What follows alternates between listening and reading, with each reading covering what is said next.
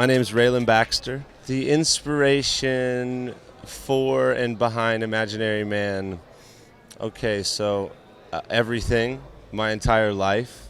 But my first record's Feathers and Fishhooks, and from that point, I was pretty rookie in the songwriting game, and even as a musician. So the 3 years between those albums, I toured a lot. I played all types of different shows to different crowds. I was forced to become a better musician, even if I didn't want to, and I did want to. And so by the time, and also I just grew as a human being, and I'm older and wiser, you know. But there was just much more to it, and everybody else around me who I recorded the first album with also was there for the second album, and they have grown as engineers and producers and bass players and drummers. And so everybody just kind of had a little bit more to say. The song Yellow Eyes, unlike most songs that I have written, and there's one other song that came this way, and that was called The Woman for Me, which is also from my first album. The song Yellow Eyes, it was written in 20 minutes. And, you know, like, it's a typical inspired by a breakup. And the breakup happened at the kitchen counter. At the time that we were having this discussion that we will part ways, she had been unbending a paperclip, and it sat on the counter. And it stayed there for, like, the next couple weeks.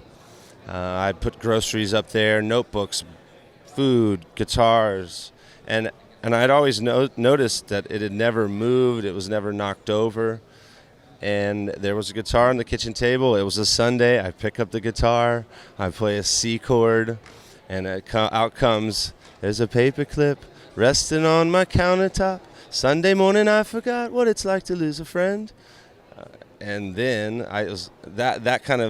there was the fire lit, and sometimes this happens with other songwriters, they can agree, and then the train kept moving, and another 20 minutes later I had pretty much everything, and then by the end of the day the song, and I had just toiled over in my mind as I was going about the house or whatever, and then it was done. And, you know, a little funny story, Casey Musgraves and my old roommate who was in her band, they walked into the house after I had written that song, and I said, Casey and Misa, I want to play this for you.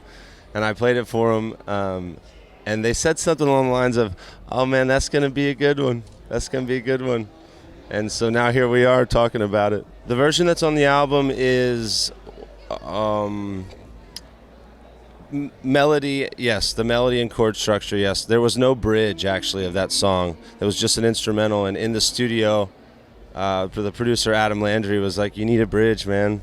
Go outside and don't come back in until you have a bridge. So I went to the picnic table and then wrote the bridge. And other than that, yeah, it was much. I intended it to be much softer of a song, but that's what producers do. They pull you out of your bedroom comfort zone, and it's worked out. Having an old man as a very talented and special musician and human being, this is what happened. There's two moments in my life where my parents pushed me in the right direction. One, I brought home a Megadeth CD from school because somebody gave it to me, and my mom saw it, and it was my first CD. She saw it, took me to Target, bought me Sgt. Pepper's Lonely Hearts Club Band by the Beatles. And then when I was in 5th grade, my dad was over at the house, and I wanted him to play a song on TV, a video that I liked, and it was a Hootie and the Blowfish video. And he was like, nah, I think I'm going to push you back this way. And we drove to California that summer in his Bronco.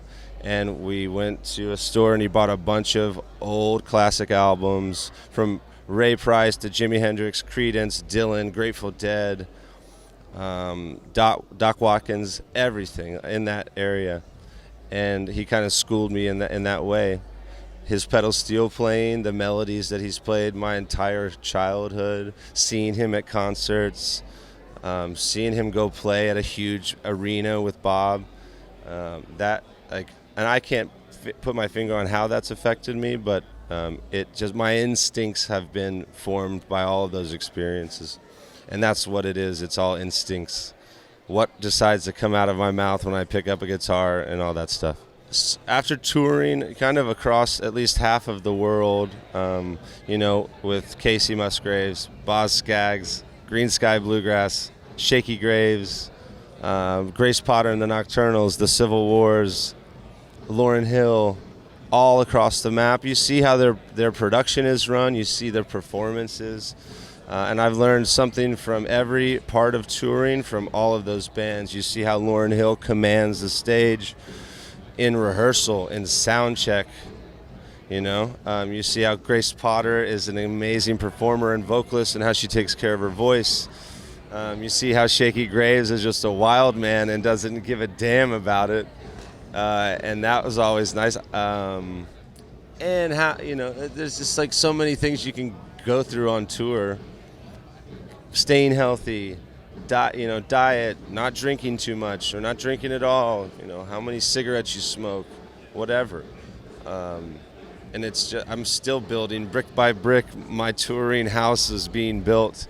I learned how to change the strings of my guitar in a moving van this morning, going 80 miles an hour down the road. So it's a lifelong process. I'm very happy to be in the middle of it. Singing the same songs over and over again, I think some people get burnt out by them, but I now have 30 songs to choose from, so I don't abuse any of them. And also, if I start to get bored with them, I loved how Bob Dylan always changed it up. Always changing it up. And I also love how the Jerry Garcia and the Grateful Dead always change it up.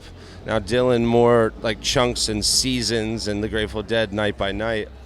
And so we're kind of in the middle of that, changing melodies, keeping them interesting for me. And so when I'm entertained, then I would hope that the crowd is entertained.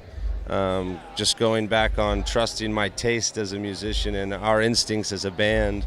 By the way, the guys that I'm playing with these days, they're incredible musicians.